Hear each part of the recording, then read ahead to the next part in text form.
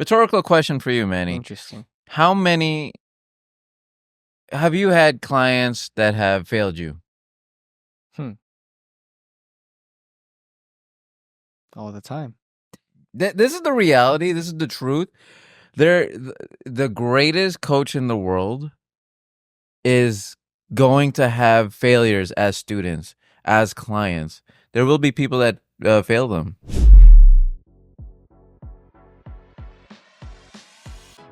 Welcome to the Movement Hub podcast. I'm your host, Manny. I'm your host, Josh. And we are here today with another episode of the Movement Hub podcast, where we talk about anything current events, anything fitness related, anything that's probably helpful for your fitness goals and something that you should probably be aware about. A look behind the curtain and why you can't get what you want.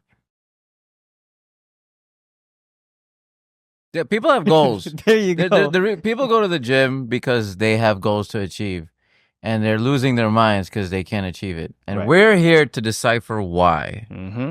There could be a multitude of reasons why, but we're going to probably narrow this down to a few things. Probably the major reasons why people are not succeeding and achieving their fitness goals. And it's not the excuses that you come up with.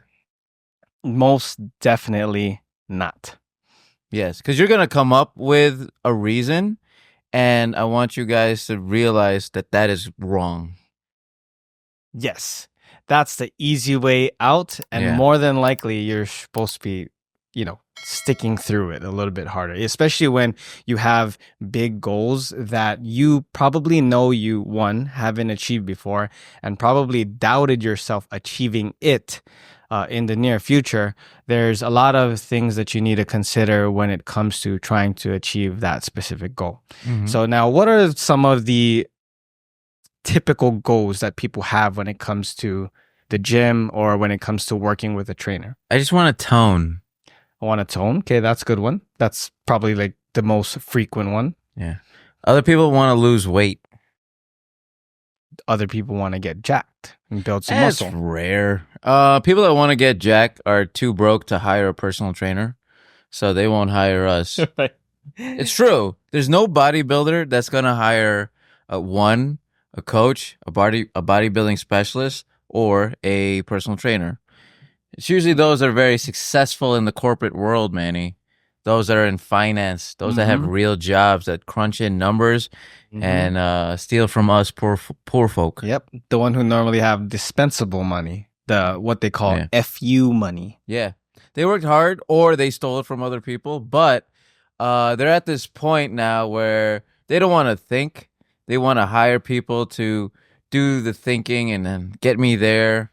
And for the most part, they're mainly drug free. I think some people really want to refuse the synthetic route, the plastic surgery route. They want to do it the honest, good old fashioned American way, and that's through hard work and perseverance. And why do you think majority of the people who do the plastic surgery do that route instead of actually lifting some weight? Because they're lazy. You think they have time on their hands? Shortcuts. Everybody wants a little shortcut.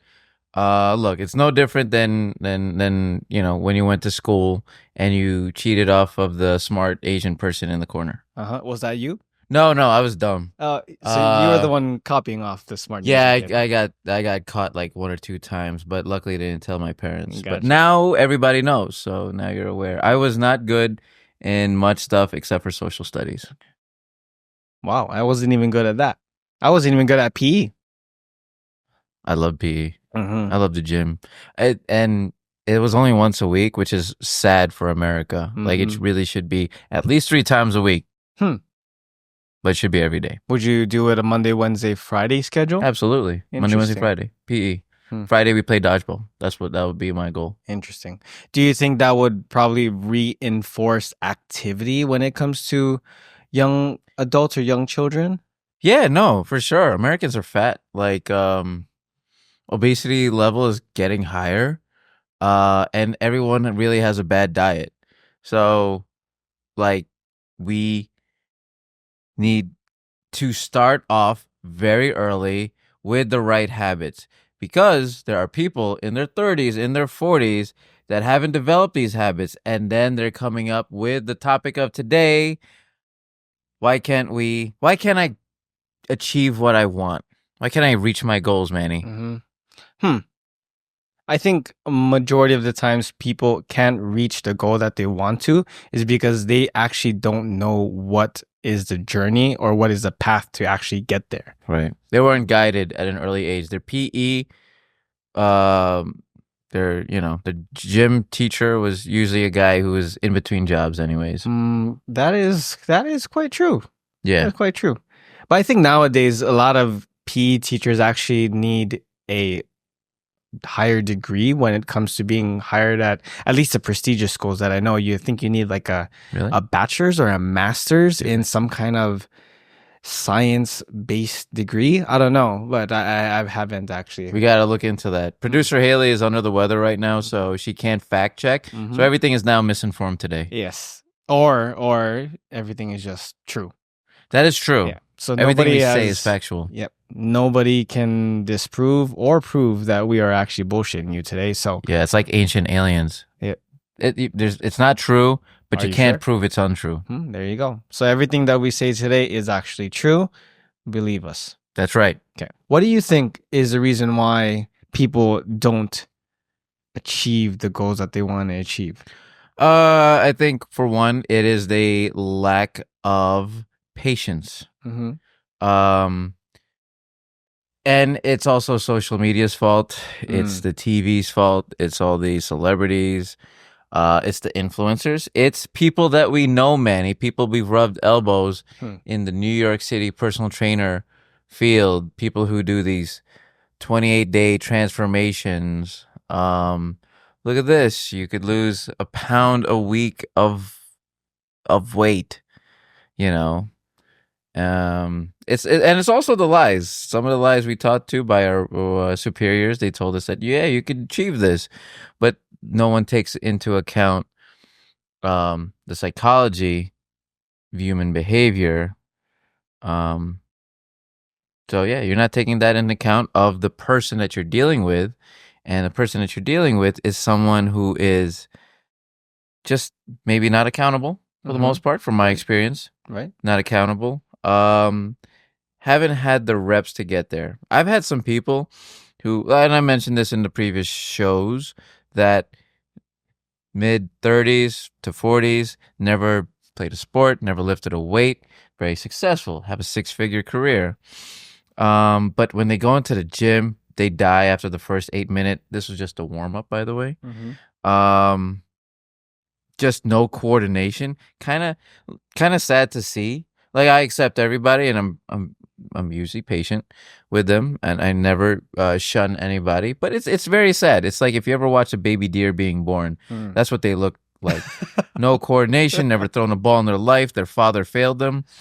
But eventually will get on their own 2 feet. Oh my God. I've had a couple success stories where I've had these sad individuals walk through the door, but with the right personality, complete change within months and within years, where they become competent, athletic individuals. And it's amazing to see, and those are the people I like to point out to. What is the common denominator between these individuals that got them to actually be successful at the craft? I think they shut up more. I think they shut up more and buy in to take what I have to say. Like, a lot of people who don't give me pushback, a lot of people who don't give me excuses. And honestly, that's what you're going to have to do. When you hire a coach, when you hire a lawyer, whatever it is, the professional, the medical professional that you hire, you sort of have to buy in blindly, like a cult leader, Manny. And you buy into whatever they're trying to say. And then, after some time, you'll realize that, hey, this person is legit.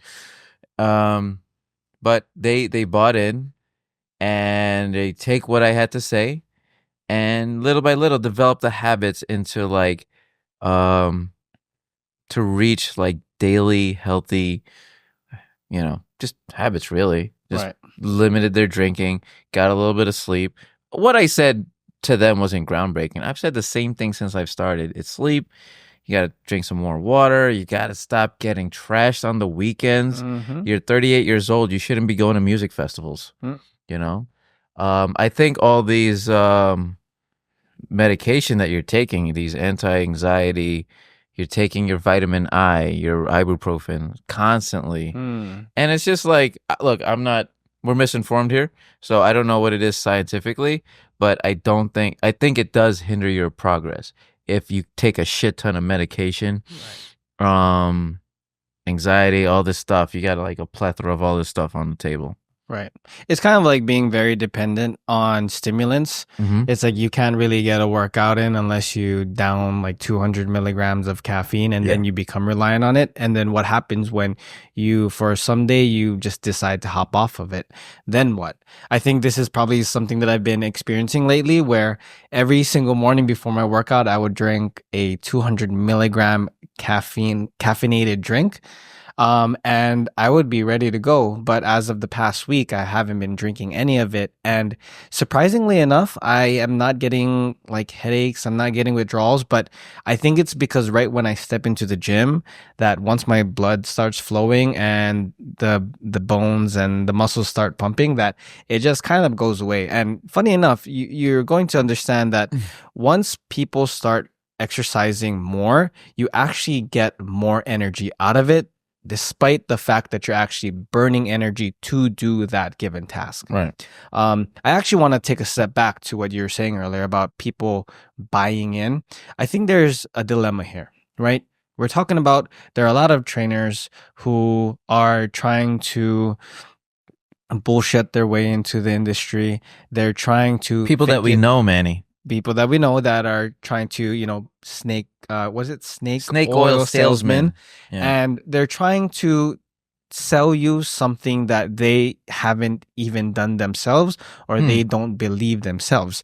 So one, how is somebody going to believe you as a trainer and buy into what you have to say when majority, I don't know what the numbers are here. I wish producer Haley was here to actually get some info for us, but I would assume that there's a lot of trainers out there that they're very hard to believe because you probably sniff it out of them that they don't even believe it themselves. I think that's what it is. If a certain stage of your life, you should realize who the bullshitters are, who talks a good game but can't back it up. What do you think is the common avatar for those people who speak a big game but don't even practice? They're on TikTok. They hype themselves up. I remember this one place that was promoting for kettlebell certification. They were like, "Oh, we help you prepare, and it's 100% success rate or whatever," and just like, we're just gonna have to take your word for it. Whatever. What happens when you get a first failure? Rhetorical question for you, Manny. Interesting. How many have you had clients that have failed you? All the time. This is the reality. This is the truth. The greatest coach in the world is going to have failures as students, as clients. There will be people that fail them. I think that's a really good point that you're making here, that even the best coaches out in the world will have failures of clients.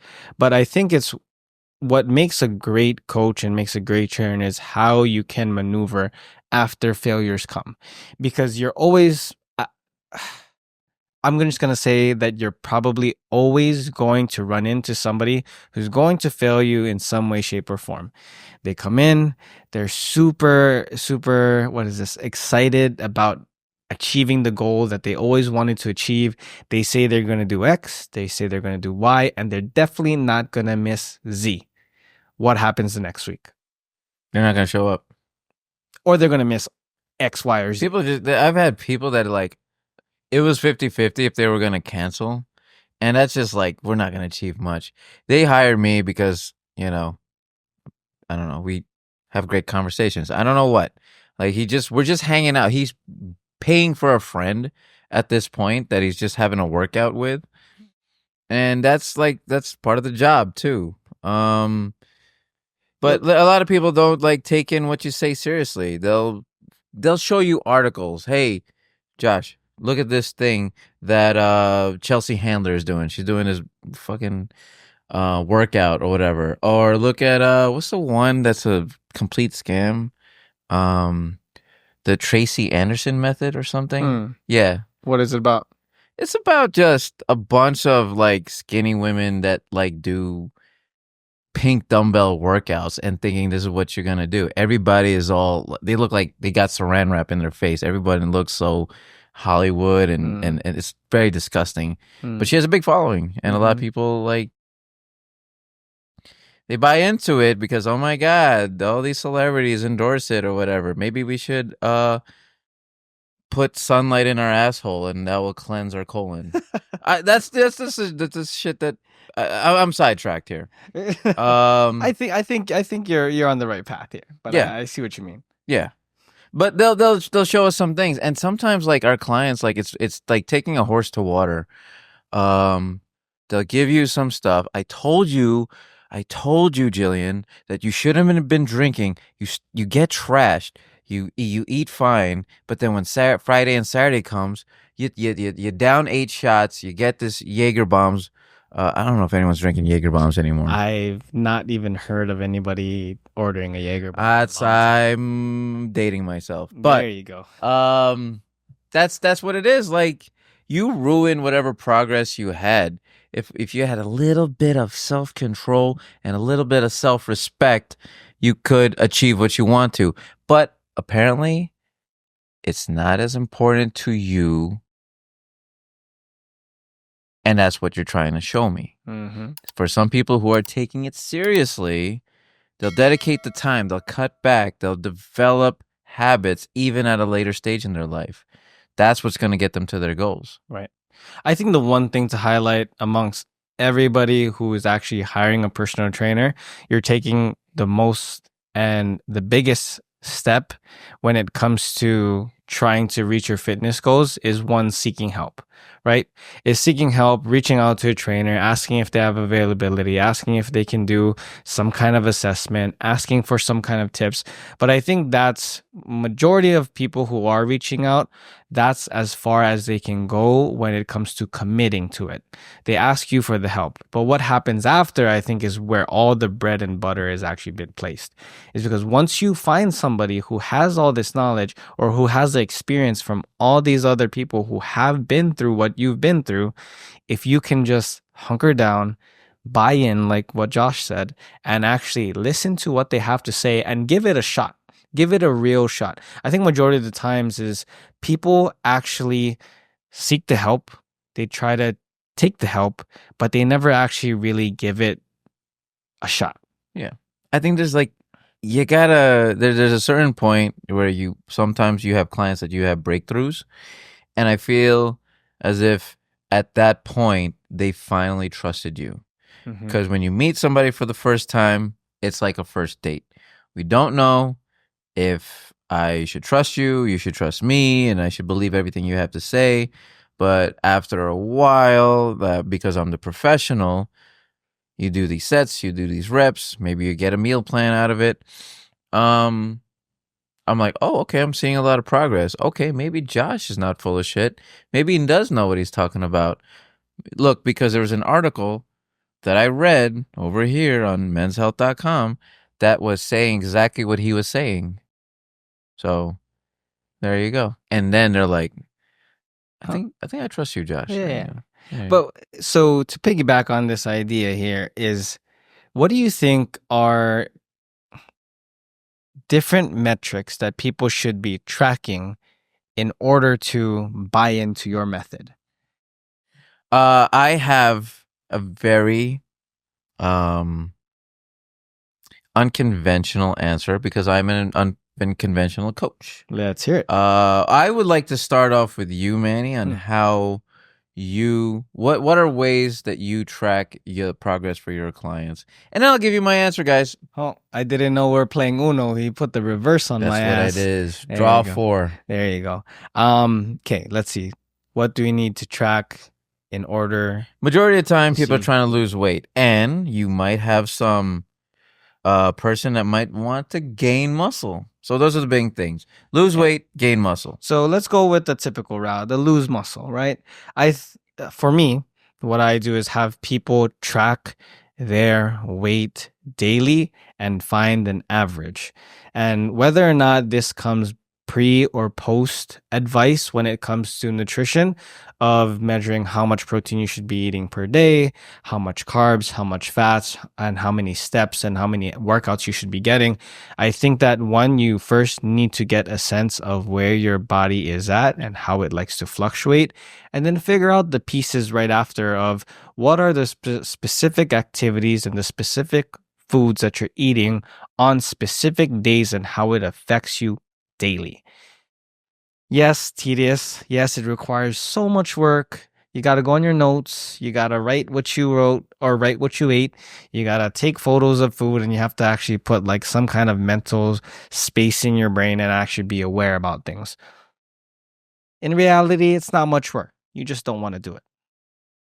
So that's in terms of trying to lose weight. That would be one of my methods when it comes to something that you need to track in order to find weight loss success amongst all the other ones that I can probably mention. What about you? I have, for the past couple of years, I've given up on this weight loss. If they tell me they need to lose weight, I don't say it out loud, but in my mind, it's like, I really don't care. I really don't care that you're trying to lose weight. The only metric I am looking at, I am a strength coach. I've probably eliminated the personal trainer's title on my name. Interesting. My job is to make sure you are strong, you are conditioned, you are harder to kill, you are an athletic, lean, mean machine. All right, agile, mobile, hostile. That's what my goal is for you. It might not be your goal, but I'm gonna make it your goal. So somebody comes in, they got a weight loss goal. I was like, all right. I used to say, but I I half-ass say it. I'm like, all right, take pictures every other week or once a month, and then just keep track of that. It's what it is. Over time, we talked about good habits. I tell them to develop all these good habits: sleep, water, protein. I feel that I'm going to have to differentiate from you with the scale. I almost don't tell them to look at the scale because I am trying to attack this from a psychological standpoint. Because on a week-to-week basis, if they look at the scale, they're going to lose their minds. And this is my approach. I'm not saying it's right. I'm not saying it's wrong. It's just my approach. It's what's worked for me. I would like to throw all weighing scales into the Hudson River if I could. I think it loses your mind unless you're trying to cut for an MMA match. If you're trying to cut for powerlifting meet, like those would be the only times that you would be using a weighing scale. Right. Other than that, I'm tracking your strength. Those are the numbers I care about. And I think everything will fall into place. And also I'm tracking your happiness on a week-to-week basis. Like, are you feeling more confident? Are you more upbeat? Or are you just a miserable, life-sucking vampire that just, even if I made you lose 30 pounds, are you still this miserable person that just is insufferable and nothing's going to make you happy? Which one is it? So strength and happiness is what I track, and I douse in a little bit of a white lie that take pictures, all that stuff, eat protein, macros, right? Am I right? If it fits your macros, I'm dating myself. If it fits your macros was in the early days of YouTube. I think that's gone. This is how old I am. I am such a boomer. But that's where I'm going with, Manny. Yeah. No, I like what you have to say. I think as much as I like my approach when it comes to weight loss because it's very specific to weight loss, and your approach is completely tabling it, putting it on the side, and focusing on other goals that will probably lead to To eventually more lose weight. happiness, more Like a happiness. side effect too. Right. Like sometimes you might lose weight, and it was never my intention, even though that you told me that was your main goal. Right. I think a lot of people, when it comes to specifically having weight loss goals, they can be very myopic in their view when it comes to what actually entails of the whole picture of what weight loss can be. And I think, yes, the one thing that we probably should start demonizing is the weight scale. But I think it's a good metric when it comes to being very specific to weight loss. Now, if we're talking about how we can get somebody to be a lot more healthier, I would definitely just throw away the weight scale in the Hudson River as well. Yeah, there's morbidly obese people that's just like, dude, we gotta get your weight. You gotta be more active than this. Right. So I think that solves the epidemic that we're having. Careful with the P word. Oh, yeah. We're 4 years Yes. separated. Yeah, like- yes. So the issue that we have when it comes to the inactivity when it comes to our society, I think that one, yes, a lot of people should probably stay away and veer off from the whole weight loss goal, but having a more activity goal, becoming stronger, and like what you said, becoming lean, mean machine, and the other one is, help me out here, Agile, mobile, and hostile. hostile. Yeah, I like that. It's not mine. It's from Remember the Titans. Remember the Titans. Great There movie. you go. So yeah, I guess that's a really good way to perceive when it comes to tracking fitness progress, whether or not that's losing weight or building muscle. And I guess your method can actually is an umbrella for both methods, whether you were trying to lose it solves the desire for people to lose fat and build muscle at the same time, which is you just technically just focus on building muscle and losing weight will follow through. I know what I sort of specialize in, and I know what I'm not, and I acknowledge that I know that I'm not the macro. I'm not your calories in, calories out person. Like, look, we're going to need calories so you can get a good workout. We're going to need some protein so you can actually gain the muscle, so you can actually move the weight. That's honestly all I care about. As Pavel says, I'm an enemy of nutrition. So I'm not the right guy to talk about that. And even if I was, I'm telling you shit that you already know. So, yeah, I think this has been already beaten into everybody's ear by now about the concept of macros, calories in, calories out, carbs, fat, and protein. But how many people actually are following these ideas and these guidelines? Not a lot. Like you see a lot of people still eating out all the time. They have no idea what protein, fat, and carbs are on their plate. But I would definitely say, even though that a lot of people are not following the calories in, calories out, and tracking your macros, you should, if you're going to take this seriously for the long haul, I believe that you should have some kind of idea of how all of this actually works. For example, when I first started working out, and this was maybe my first or second year in, I really didn't know what the difference from a protein, from a carb, and a fat was. So I was eating my takeout, my meal prep container, or not the actual container, but was in the container, and it was a small portion of rice and a big portion of chicken, and I was convinced that I was eating a lot of carbs and a little bit of protein. what a great rough start you had. Yeah, I mean, I had it all backwards. I wish no one corrected you.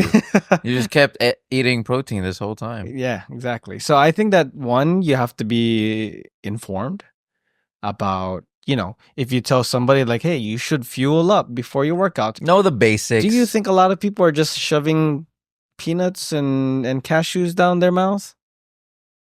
No. There you go. So I It'd think be like great, but fruits would be no, good, you know. no. They're taking coffee and pastries. And do you think that's enough? No, it's comfort food, is what it Mm, is. A that, lot of people like the midday snack. They like to get a frappuccino. It's the season now, pumpkin spice everything, and they got a shit ton of whipped cream on top. So yeah, no. hmm. What do you think is the biggest issue when it comes to people overeating on their calories or under fueling for their workouts? So those are The two big different questions. yes. In terms of under fueling, um, either the timing is wrong or just not getting enough carbs. Some people go fasted, which I just lose my mind over. Like the fasted cardio thing is just absolute nonsense. I don't like fasted workouts. I guess we've the pendulum has swing. Back then, it was all about intermittent fasting, and your testosterone improves if you do a fasted workout. No, what you have is a bad workout, and when you have a bad workout, you're gonna get bad results. Okay, the workout is important, so you need to fuel up with the right amount of carbs. Get your fruits, your rice, your pasta, your potatoes.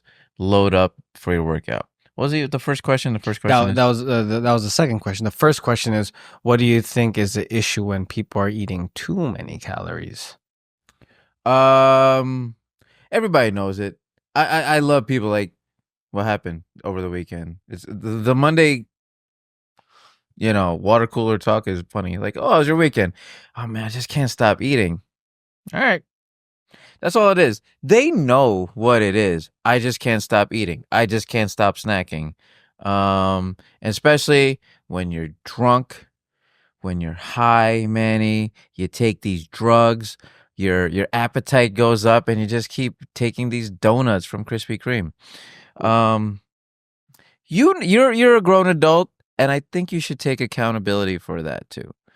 These calories just don't sneak up on you. It really shouldn't surprise you. And if it does, I think you need a reality check. People know. I think that's a really good point that you make, that calories don't sneak up on you. I think a lot of I guess this is true when people are misinformed about how calories actually work, like how much calories there are in specific foods. Like you could be eating a high fat diet when you actually didn't know that you're eating a high fat diet, and now your calories are actually sneaking up on you. But I think overall people are actually aware about what they are eating. People have, just like what we talked about, the bullshit meter. People know when they're being bullshitted, or when people are bullshitting you. Mhm. And the same way that people know when you're actually eating a lot of calories, you're constantly feeling too full, you feel lethargic, you feel slow, lazy. So if that's what's entailed, if that's what's entailed into your meals, that's probably how you're going to feel. Yes, So I agree. I concur. now when people have these goals and trying to achieve them, they're more informed about what kind of path they need to take when it comes to trying to reach those goals. When do people need to know when they need to pivot away from that goal? What were they doing previously? Give me like let's say what are they pivoting from? They're pivoting away from trying to get stronger. Well, Let's say somebody is just not getting stronger. When I, do they know not when to pivot? it's stronger is like one of the easiest things to do. It's just lift weight progressively over time, and you should do the things that It's, plateaus is not. Yeah, a lot of people don't have the discipline to even reach a plateau when they get there. A lot of people's ADD doesn't allow them to, and they want to try something new. I will say there are some times, and it's a part of our field that people will get tired of certain workouts. And as a trainer, you have to be aware of that and sort of like sprinkle in something new take a little bit of the old and put it in. Hmm. That's one way to do it. Sprinkle in something new. Like the core, like everyone's gonna deadlift. Everyone's gonna deadlift 12 months out of the year. Everyone's gonna do kettlebell swings, Manny, all the time. Mm-hmm. They're not gonna give that up. I'm not gonna give that up. Damn it.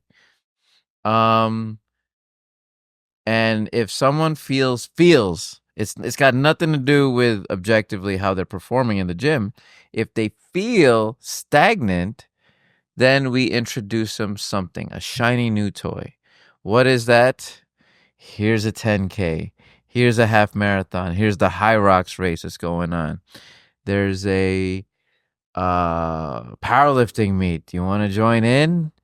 Um, there's all these things that they sign up to. And when they do, that's kind of cool because one, you've given them the encouragement that you believe in them, that they could do well in a certain competition. Hmm. So it empowers them.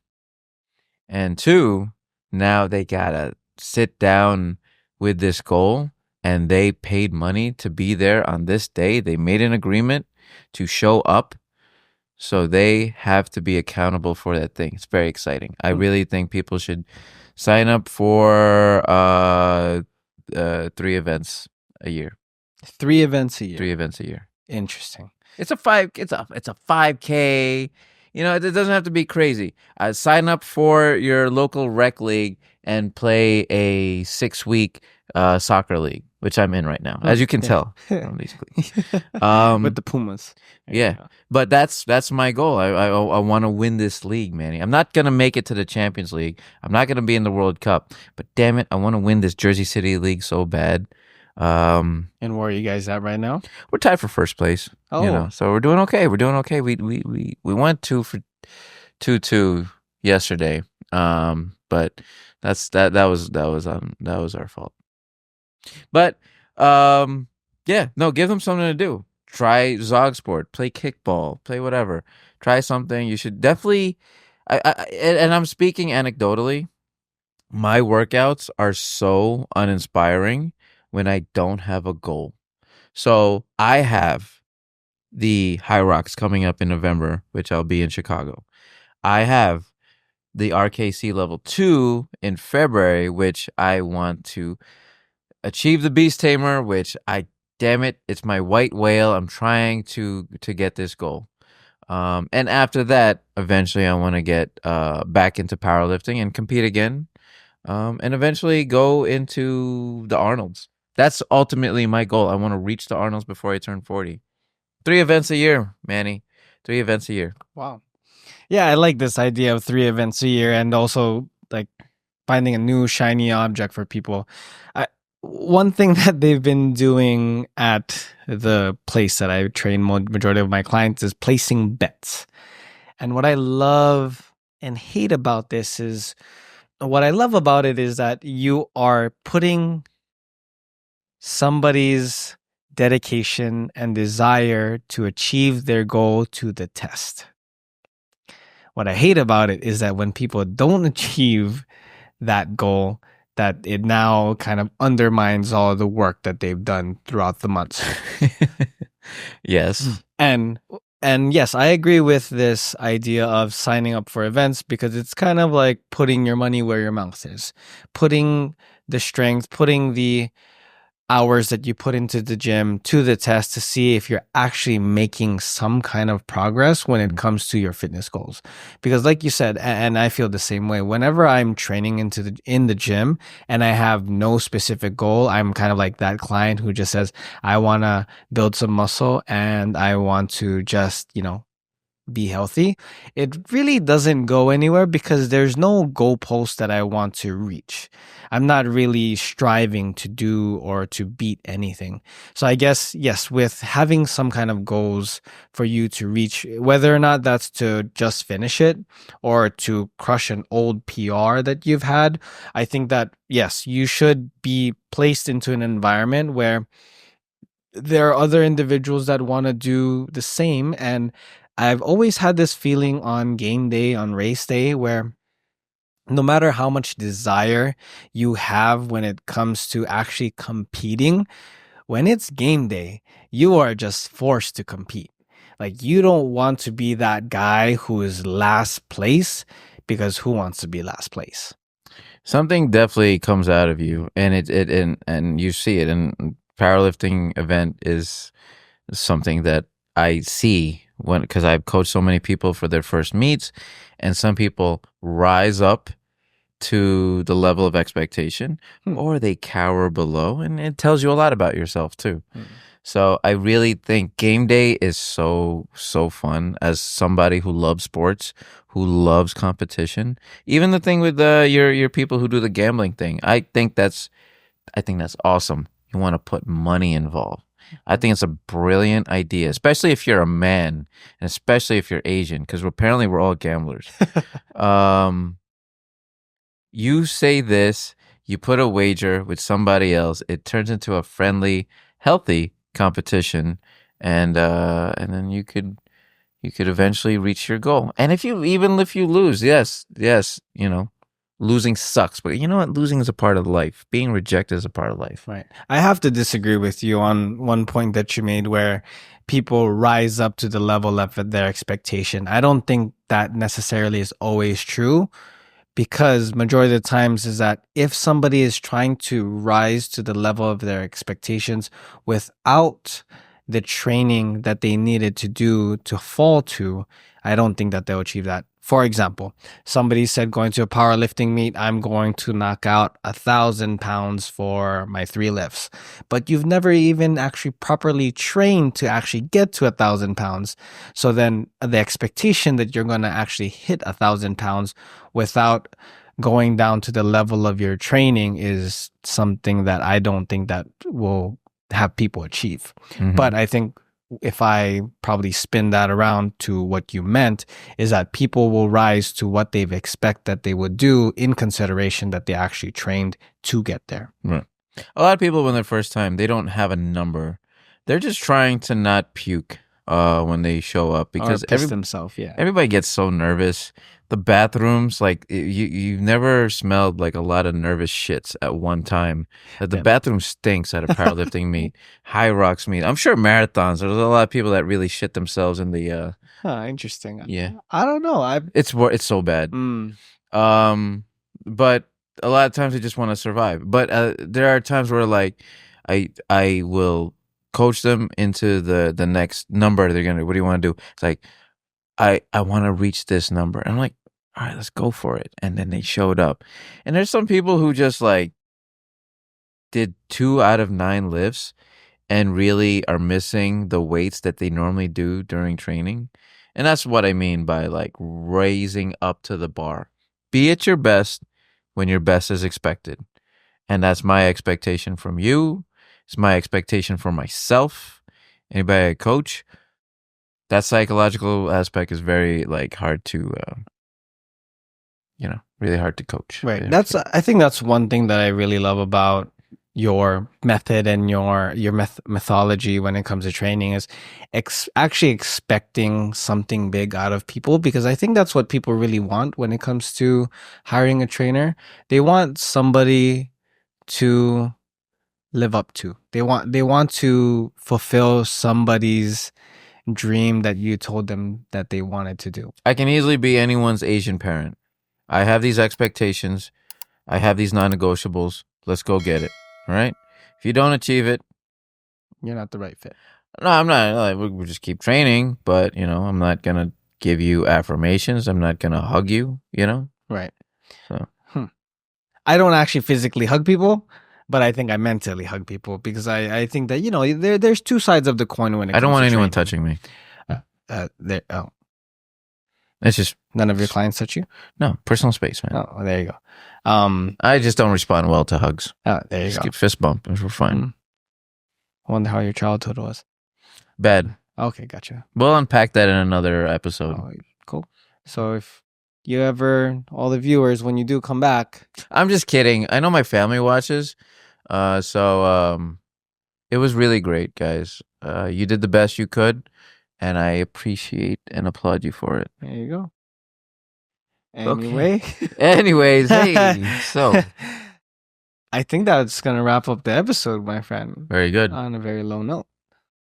High note. High note. High note. High note. We all have expectations to reach, and I expect that from all of you guys. So please sign up for that thing. 3 events a year. I don't three. I don't care what it is. 3 events a year. 2K, 5K, 7K, something.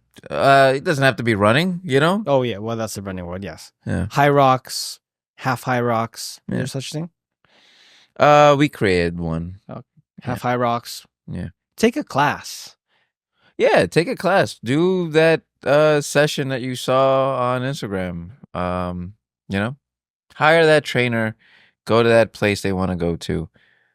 Go dance. Brush your teeth. Say your prayers. And get 8 hours of sleep. That's the episode, guys. Catch you on the next one.